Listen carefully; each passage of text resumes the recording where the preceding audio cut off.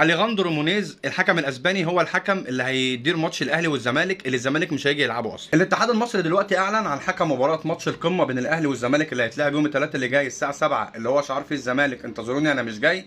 هيبقى الحكم الاسباني اليخاندرو مونيز. المشكله ان احنا كلنا بنتعامل مع نادي الزمالك اللي هو ملوش 30 اي لازمه في الحياه، يعني قال لك مش هلعب، برضو احنا بنتفق مع الحكم والحكم جاي والاسباني والاهلي دفع له فلوسه والدنيا حلوه. بس سبب اعتراض الزمالك اصلا على المباراه او الانسحاب مش عشان بقى الاخطاء التحكيميه ولما يلعبوا الدور الثاني والكلام خالص، مفيش الكلام ده.